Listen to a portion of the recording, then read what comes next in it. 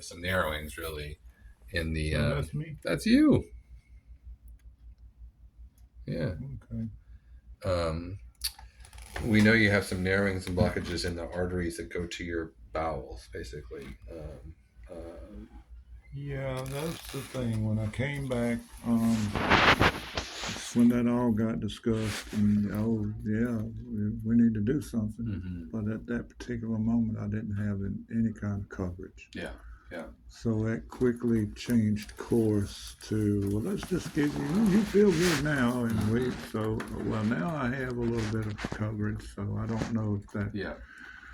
is another direction might want to be Mhm. considered again. Yeah. And then in your feet, so you have. Do you have pain in your legs when you walk around? It's not pain. Not pain. What does it feel like? Tightness and muscles. Mhm. Muscle wants to cramp up now. Mhm. That I can't like extend my toes or point my feet. I almost instantly cramp. I hate that. Mhm. But what will happen is just my foot has since about 4 years ago has felt literally like there's a piece of foam rubber Mhm. wrapped around it, Yeah.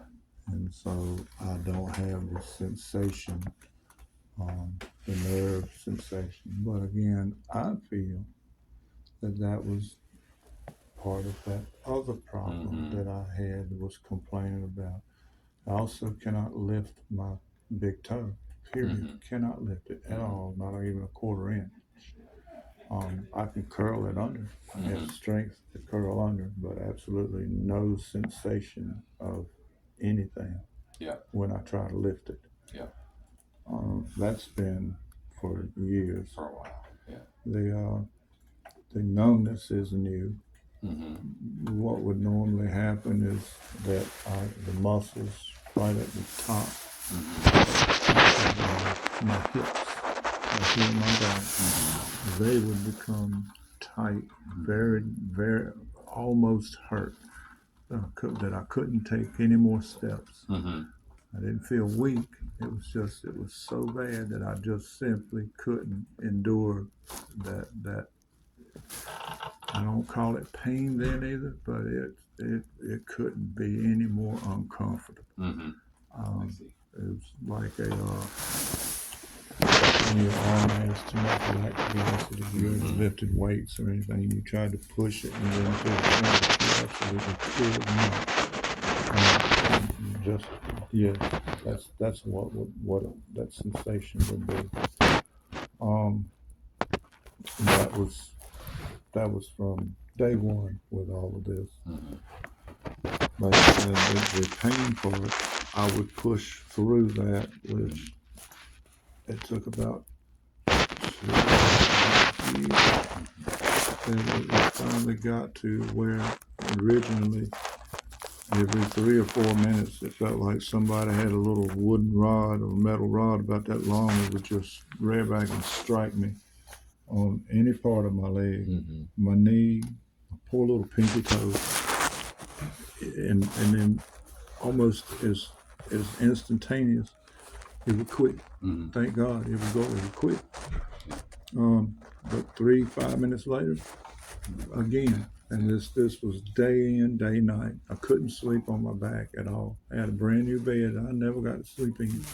That I was sleeping on my ottoman Mhm. that I would be able to lean across. So and for Because your only legs felt better down like that. it was because there was less pain and just yes, I couldn't just because of the pain factor. Mhm. And slowly, like I said, over the course of about 2 years or a little better, it finally subsided to the point that I was able to sleep on a recliner. Mhm. And from that, I was able to progressively sleep in a bed, but not so much on my back. Mhm. Um, I tried to sleep on my stomach, but still, because of the duration, I sleep for about 4 or 5 hours, Mhm. just generally. Yeah. And so I may get another nap of an hour somewhere, 30 minutes, but I'm constantly Yeah. fatigued and tired. Okay. So I think there's a couple things. As we were talking, I was looking because when I saw you in the hospital, I'm not sure I realized all of the stuff that we looked at with your legs. I didn't have a whole lot of chance to go into it either. That's okay, and we were worried about other stuff anyway, so it wasn't the time. And Okay, right. but now it's the time. So I would say that, um, you know, we opened up the blood vessel in your heart. Your heart function was pretty low. On that thing, we're going to mostly keep you on the medicines that you're on with maybe one change for now. Well, before you suggest this, we got a message this morning saying that we should draw labs before we saw you because the potassium is high and the creatinine is high. Yep. And that you would want results before you decided on medicine. Yeah. But we didn't get a chance to go to the lab. We'll do it on the way out, and we can talk after. Okay. I think that's a good thing, but the medicine that I was going to pull back on a little bit is carvedilol. Yeah, he's not taking it but one time a day because he can't remember to take it at night. Well, I think that what we might do is, my worry is that your heart rate's been kind of on the low end, right? It's been like 50. Okay. And that medicine decreases your blood pressure, decreases your heart rate a little bit. It doesn't affect your potassium, so I think no matter what the potassium is, we should mess with this a little bit. That one kind of scares me. Yeah, is what we could do is if you're having trouble, especially if you're having trouble with medicines twice a day, we could change you to a medicine called metoprolol, which is a cousin. Yeah. And we can get you. There's a once a day formulation that might be easier for you to remember. It would definitely be anything because yes. It is. It's like 11 different pills. And it's not the amount of pills. It's sitting there and opening the thing and reading which one, and there's little bitty letters, and it's sometimes my glasses I can't see it, so I gotta stop and waddle back to get my glasses. What pharmacy do you use? We're using the outpatient specialty mail order pharmacy. Do they make? I actually don't know the answer. I should. Do they make pill packs? No. Okay. Pill packs are extremely hard to find. Yeah. Hannah gets pill packs from a little mom and pop place. Yeah. And we have a horrible time getting stuff. And I know and when I was a resident, Girlies in Durham would do it, but I don't even know. I don't know anymore. Where he lives in Chapel Hill. I don't mind doing it. But I told him I would appreciate a bigger label if somebody would. Well, I told him I would be willing to, do his and put it in the little things if he thought that would be helpful, and I can do that. Yeah. With Hannah's, she's taking chemotherapy drugs, so they don't want you to touch that stuff, and so that's one of the reasons I don't do her medicines anymore. Yeah. So I think we should make that change to hopefully make your heart a little bit faster. It may decrease some of the fatigue. I can't guarantee it, but I think it's worth a shot. Okay. I really appreciate that. So take the carvedilol away now. Yeah. So I'll write all this stuff down too. So we're going to switch that carvedilol to a medicine called metoprolol. Check your labs today. Okay. I think that looking at your scans and stuff, there's several potential things that could be causing symptoms in the vasculature, basically from here down. Okay. You have pretty significant disease in the iliac, at least in the iliac arteries, which are right. Your aorta splits into your iliacs, and then one goes down each leg. And I think some of this fatigue, cramping stuff in your legs could be from that. Do you build up plaque in your legs? Yeah, you can build up plaques in your legs the same way you can in your heart. Okay. I actually treat some people with stents and stuff for leg artery problems. I think for you, it's in a location and it's severe enough that I probably can't open it up with stents. Okay. Just because of the location, especially when it's like right here at the aorta. Mm-hmm. Basically I don't go past the branch point. Okay. Right. But if there's disease above the branch point, which I think you have, that's the vascular surgeons are usually the people that are in charge of that. And you've seen them before. You saw them in the hospital. In the hospital, they're like, there's nothing urgent. Let's see him as an outpatient. The PCP did recommend the vascular, and she may have put in I don't know if a she request. did or I'll not. look at it if she did, but I think that would be a good idea. So here's the issue with the vascular people. Yeah. When he saw the vascular people before, he saw somebody that he didn't Okay. really jive personality You saw wise Farber with. probably. Yeah.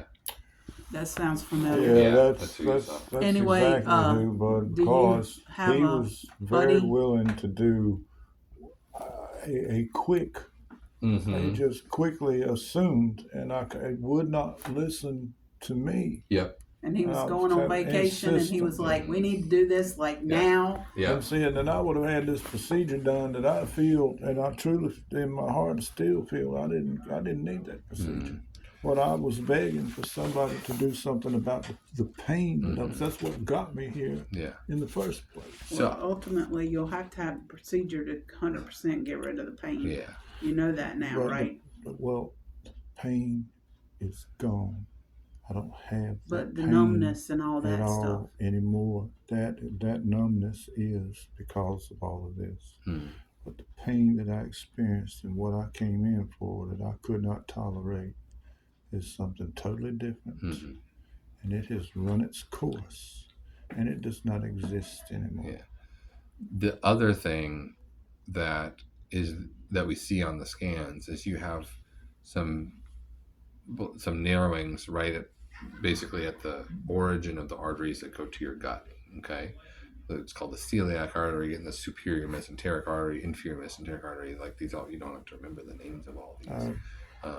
But if you look on your scan, basically you have there's 3 of them. It's kind of like a stoplight, and they branch out in different ways to supply the stomach and the small intestine and the large intestine, and there's branches that go to the liver and the spleen and the pancreas and all that kind of stuff. I can't even draw it all out because they all connect in funny ways. But when you have blockages, so because they're all kind of connected, there's kind of bypasses out in the periphery of all that. Usually if you have one blockage, it doesn't make a big deal because even if it's blocked completely, the other arteries will still supply it.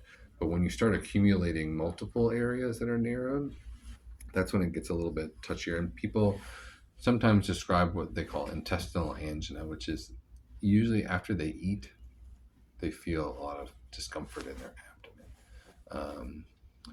And I wouldn't say your stuff is classic for that, but I just mention it. Okay. It's good to be aware of. Yeah, I think the bigger thing for you is probably leg symptoms. Okay. That's my biggest concern. Yeah. And particularly what I felt before this point that I was making progress. That I was, we had a scooter. We had some I wasn't dependent on that near as much. Yeah. I quit using a cane.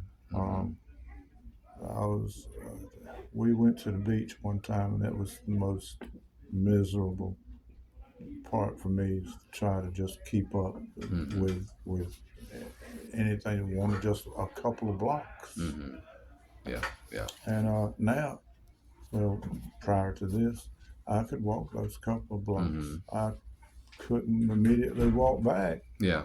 But let me go down there and rest for 20, 30 minutes, and I could come most of the way back in almost every case. So I was very encouraged that maybe pursuing a different diet, with more considerations towards the effect and outcome, that this would be something that I could gain even more favorable progress towards. And then I don't know. I wasn't feeling well. We went to Walmart. We did the blood pressure thing. They told us to come to the Hillsborough campus. Immediately, the lady asked why was I here, and I that's what I told her. So I said we did the thing, and it was all the way in the red. Yeah. And so the little machine told me to. She said, actively having a hard time. "Oh, okay, well that's what I put. The machine told you to." Yeah. And that almost infuriated me on the spot, because that's not a joking matter. You need to ask me why I'm here, but I don't know exactly how to say. But you should have been able to infer what that meant. Yeah. And then when they said Life Flight was going to come get us, that it was so severe that you need to go, and in 6 hours, and they wouldn't let us go from this location. Yeah. Then when I said, let my son get back in the truck and we'll drive, I'll be there quicker than they're going to get here. Yeah. Yeah. And I'm waiting for a helicopter, and finally an ambulance came. Mm-hmm. And that's the last thing I remember is somebody gave me and said, "You're giving you some fentanyl." And I didn't want it. I said that, but my heart, everything, my chest was killing me. By then, I guess I was going into it, but I remember crossing the railroad tracks up here, headed to Chapel Hill, and he gave me that fentanyl. I don't remember anything else till we got to the emergency room where they were trying to hold me down on a table, and I was begging them, please let me lay on my knee, get on my knees, and lay on this chair, and this tightness and this feeling will quit. So once I bust into a sweat, once I start sweating, if I get a chill, that will cause everything to quit. Yeah. And the fight that I had to go through to get to that point, which they finally allowed me, and then again after that, I don't remember anything for 2 days. Yeah. Well, it'll It's be okay. able to improve it going Yeah. forward. Do you have a vascular person that you Yeah, can that- recommend? So I know Farber's personality isn't Yeah. the greatest. He's a good surgeon, but he's not. But we want you to have someone that is a good surgeon and you get along with. The two that I work with probably the most Okay. are Katie McGinnigal, McGinnigle, and then Luigi Pasquarella. He's a character, Italian guy, very flamboyant, a very good surgeon. I've known him since I was a medical student, You'll actually. definitely have to spell that. Pasquarella, Yeah. Pascarella. Yeah. So those are the two that I oftentimes have worked with for different folks. You might and, like the lady best. He gets along better with female. Yeah. McGinnigal's great. She's real serious. She does a great job. Yeah, if I knowing you a little bit, that's probably who I'd point you towards. Yeah, Pasquarella comes on a little bit strong. But I'm at your complete mercy and at your hand. But the first time you disturb my confidence, and that's going to cause some scrutiny. Yeah. Not you personally, but just anybody. Yeah. But Farber, he would not listen to you. It was another scenario. He would not listen to me. He knew. He was telling me how I felt, and that's I don't trust you anymore, bud. And then accompanied by the fact we were going to go ahead with the procedure. I didn't know any different. Yeah. And then come to find out that I was doing just fine without it. I quit taking my medication and diet. Yeah. Probably. I was still smoking at the time. And that's the other thing that's probably. I asked for something. Please give me something. He said, quit smoking. I said, okay. Yeah. The vascular surgeons oftentimes. Nobody prescribed me anything to quit smoking. As a group, they basically oftentimes say no to anyone who's smoking. Yeah, he's fine. But you're not smoking anymore. So he's not I think vaping, nothing. I don't smoke anything. So, In fact, weed has been my only drug that I even bother ever. Ever. I don't like cocaine. I don't like it. I'm scared of any other drug. And weed was what I don't like alcohol. Even at one point, I was a heavy drinker, but I quit that. So and now I don't even like weed anymore. So I don't know. Plus, I'm not drinking coffee either. I don't like the taste of coffee. I was drinking. You wouldn't believe the amount of coffee I've drank in my life, but just usually per day. 2 cups at a time, 3 or 4 times a day, 6, 8 cups of coffee per day, every day, without fail, ever. And unless it was a bad day, we didn't have coffee. For whatever reason, we didn't have coffee. That was rare exceptions. And then all of a sudden, after this and the medication, I don't know. I don't like the taste of it. Don't like the weed. So now I just cuss too much. That's my biggest vice. All right, so what we're gonna do here is I'm very quick-tempered also. Very short-tempered. You've been sick, but I'm completely aggravated, like instantly. and that's something I'm trying to keep a handle on. But I don't know if it's condition or blood pressure. I've heard that hard to know, people yeah. have be irritable. But he's writing you a plan out for what we're going to do going so forward. Here's what we're going to do. We're going to stop carvedilol, and this will all get printed out, okay, for you.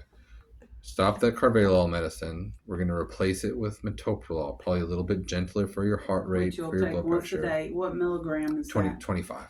Yeah, 25 once a day. Okay. And then get your labs on the way out. I'll review them. No big deal. Okay. And if we have to change something about your other medicines based on potassium or something like that, we can do that. Okay.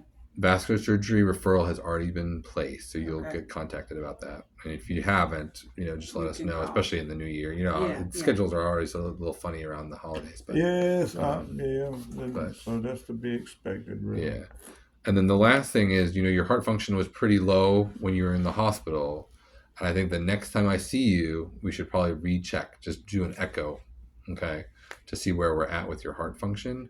The way I usually do that is I have you go do it here in Hillsboro in our echo lab and then come see me right after. And what is this procedure?